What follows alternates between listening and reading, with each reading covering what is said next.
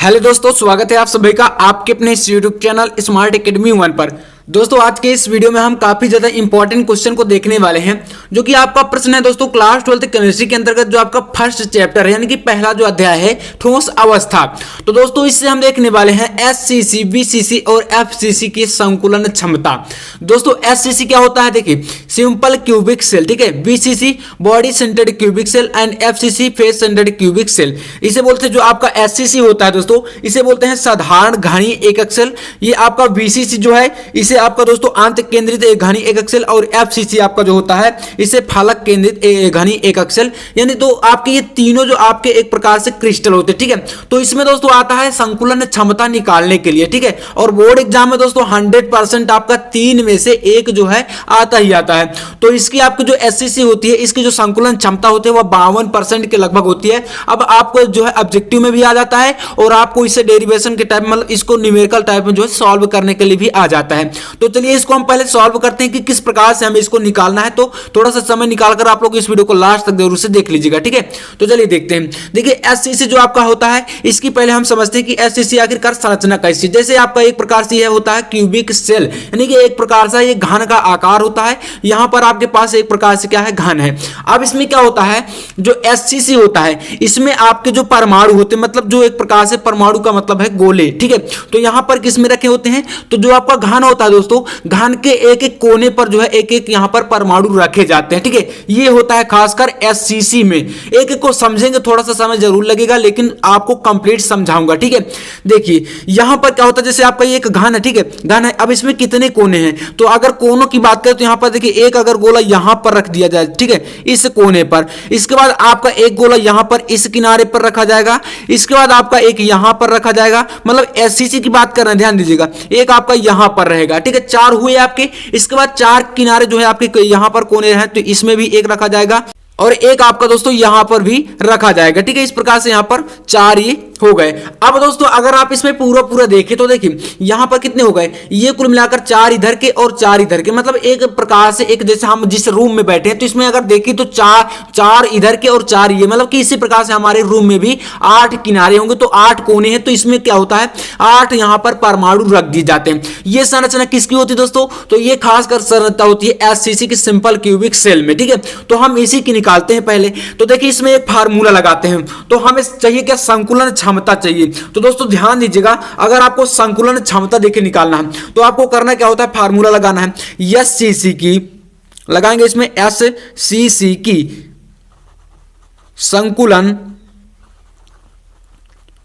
संकुलन। अब दोस्तों कभी कभी जो है दक्षता भी लिख कर आ जाता है, तो आपको कंफ्यूजन में नहीं रहना है। संकुलन क्षमता या दक्षता एक ही बात है, ठीक है। संकुलन यहां पर हम लिख देते हैं दक्षता, तो ये भी लिख कर आ जाता है, तो आपको वहां पर थोड़ा सा ध्यान देना है। संकुलन दक्षता, तो हम लिखेंगे यहां पर संकुलन क्षमता का फार्मूला संकुलन। अब दोस्तों ये मेन आपका सूत्र ही होने वाला है। अगर आपने इसे जो है याद कर लिया तो आपको बिल्कुल आसान तरीके से ये निकालना आ जाएगा। संकुलन क्षमता बराबर देखिए एससीसी का है, ये परमाणु का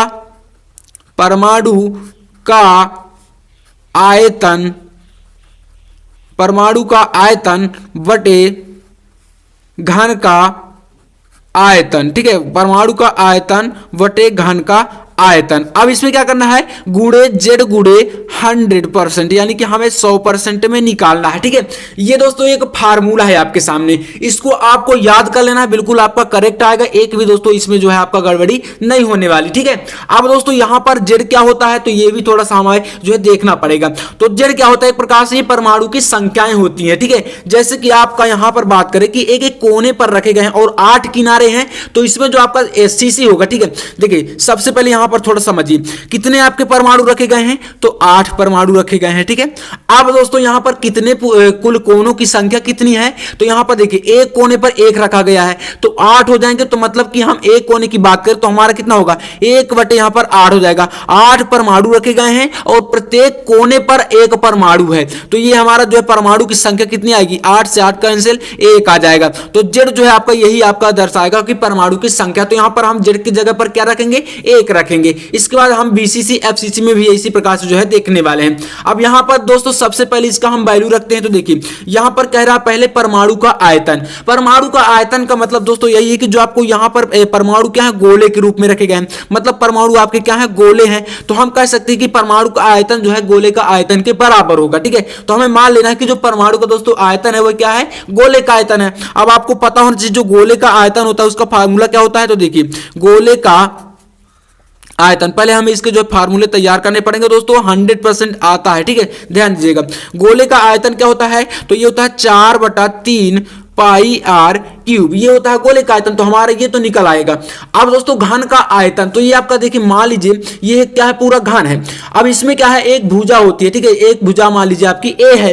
तो हमें क्या करना है, यहां पर हमें ए की वैल्यू जो है फाइंड करनी पड़ेगी। मतलब ए की वैल्यू हम कैसे निकालेंगे, ठीक है, पूरी भुजा हमारी ए है। अब दोस्तों हमें ए की वैल्यू अगर चाहिए तो जैसे यहां पर ये जो गोले दोस्तों रखे गए हैं, एक दूसरे से ये गोले जो है टच करते हुए रखे गए हैं। ठीक है, मतलब दोस्तों इस प्रकार से रखेंगे, जैसे ये आपका एक कोना ये है और एक कोना ये है। तो इसमें अगर हम यहां से एक गोला इस प्रकार से बनाएं, इस कोने पर ये रखा गया है और ये जो आपका है इस कोने पर यहां पर इस प्रकार से जो है टच करते हुए रखे गए हैं। ठीक है, तो मान लीजिए इस गोले की पूरी त्रिज्या क्या होगी, ये पूरी होगी त्रिज्या 2r, और यहां पर यहां से यहां तक की त्रिज्या कितनी r होगी, और यहां से यहां तक की त्रिज्या अभी r होगी, और यहां से पूरी की बात करें तो 2r हो जाएगी। तो मतलब हमें यहां से और ये जो केंद्र है, दोनों के केंद्र के बीच की दूरी चाहिए, और ये दूरी किसके बराबर है, a की, क्योंकि ये आपका पूरा घन की एक भुजा है। और ये किसके बराबर है, a के, और a हमारा किसके बराबर हो जाएगा, आपका यहां से यहां तक r है और यहां से यहां तक का r है, समझिएगा। तो पूरा मिलाकर कितना हो जाएगा, 2r हो जाएगा।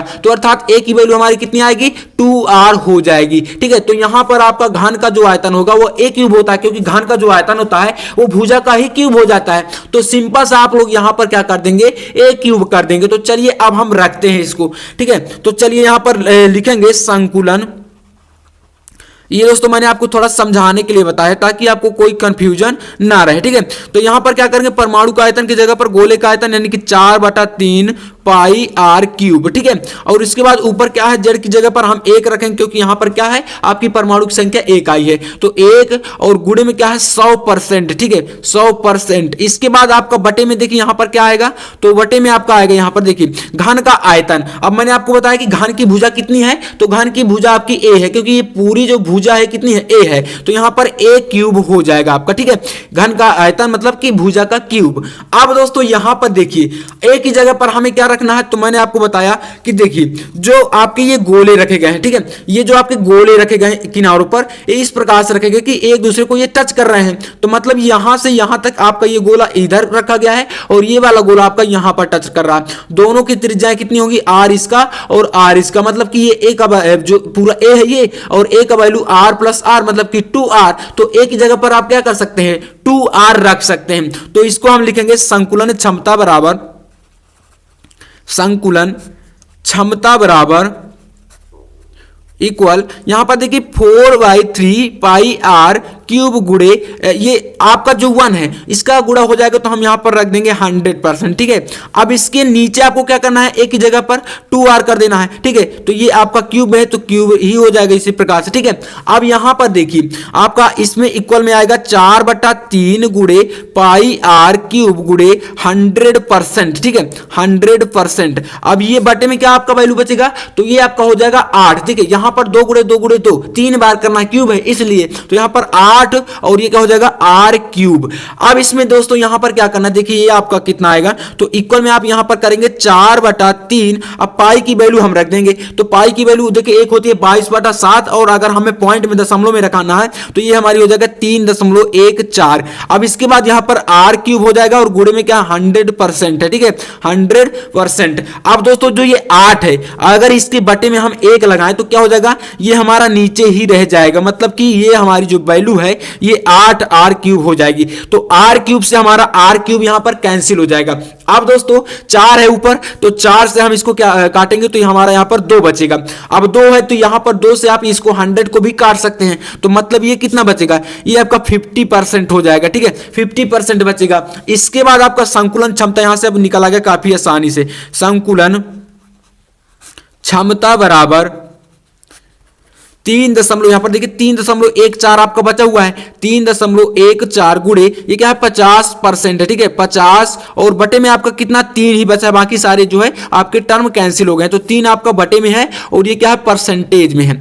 अब दोस्तों अगर आप लोग 3.14 का 50 से गुणा कराएं तो देखिए यहां पर आपका जो गुणा है वो कितना आएगा, तो आप लोग करवा लीजिए, आपका आएगा 157, ठीक है 157 हो जाएगा इसका गुणा और बटे में क्या है 3 है, तो यहां पर परसेंटेज आपका वही लगा रहेगा। ये आपकी है संकुलन क्षमता। अब इसको हम डिवाइड कर लेते हैं, तो संकुलन क्षमता बराबर 157 बटे 3%। तो इसको आप क्या यहां पर कर सकते हैं कि एससीसी की संकुलन